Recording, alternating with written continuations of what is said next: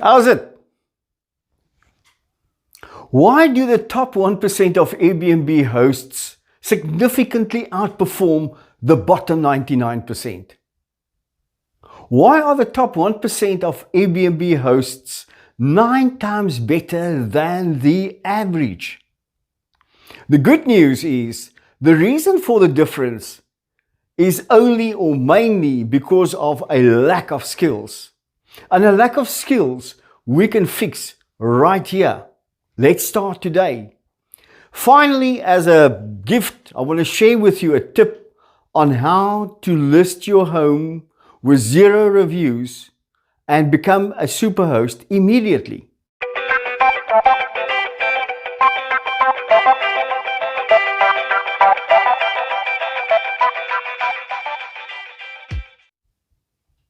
Hi, Johan here, welcome. What a pleasure to appreciate your interest.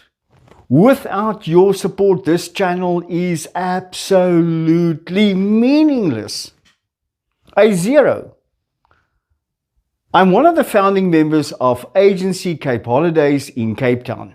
Our superhost team of memory creators, unhustle Airbnb management, and unlock value for absent owners, and hopefully hosts like you. I'll be showing you proof of why we must work on trust building skills, and then setting and motivating reasonable goals. More hosts like you can be super successful if these skills improve, and it's easy. In my previous video, I shared 6 critical skills for more Airbnb bookings. Get it right here. I introduced trust, risks, listing of your accommodation, why retention of guests is important, why a focus on rates or high rates is a bad idea, and why selling lasting memories is what you need to do. The first and most important skill is how to design for trust. These are the practical things you do to get many excellent reviews quickly. Quickly. By the way, you've seen a dog chasing its tail. Pretty useless. Most hosts do poorly on Airbnb. Why? Obvious.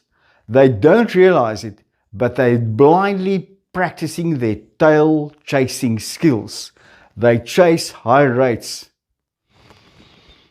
If it wasn't so sad, it would have been funny. Before you get discouraged by trying to be in the top 1%, there's an easier target. If you are not yet, you must focus on skills to become a superhost. Superhost status is a great start, and they do twice as much as average Joe. I won't go into the details and the criteria of becoming an Airbnb superhost today, but study the link I shared below. However, everything I say today and in follow-up videos will assist you, or at least put you on the right track to becoming a superhost. Becoming a superhost is based on trust. By scoring on average not less than 4.8 out of 5 during a year is the measure used by Airbnb. An interesting Learn Airbnb study noted that the average Joe's occupancy is a lousy 17%. If we cannot do 35% in year 1, we don't even get involved. They say the only cause for the difference is a lack of skills, but together we can fix it. And it's easy. Our experience showed that when we started working on trust building skills, we went from a poor average of 4.5 to an excellent 4.9. And we have more than 1,000 reviews. Starting today, you can work on this too. Skills you can learn. With the right attitude, you can succeed. Great stuff. and you are at the right place. By the way, see the link in the description for the Learn Airbnb study. It's interesting. Together, let's unhustle Airbnb and create remarkable memories. Remember, I need your feedback. Your vote counts. Subscribe to this slan, hit the bell, and like the video. That is my only expectation, and it's in your hands. From today, let's design our offer to get wow reviews. I said design, I did not say hope for the best. No, my next video will discuss this in more detail. Note, I don't really care about how fancy your place is. No, all I care about is how remarkable you and your place are. Guests want an honest, authentic experience, and you can give it. But you may be asking, who's this grey-haired old white dude from Africa with a funny accent? Why trust him? I understand my experience from 2009 is irrelevant today. That's why I researched the facts to try and convince you. The first fact may worry you a little, but don't.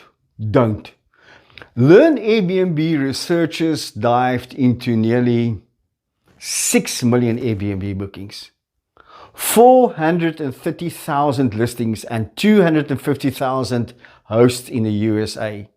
One of their findings is that Airbnb listings achieve 80% occupancy consistently after 250 reviews. That's a lot. If you are lucky with your location, your interior, your competitive rates, you may get there sooner. But for the rest of us, don't worry. See how quickly occupancy increases as the number of reviews increases. For hosts with 40 to 50 reviews, they tend to hit 50% occupancy, compared to 17 for the average. Your ultimate goal should be to get thousands of reviews, one step at a time.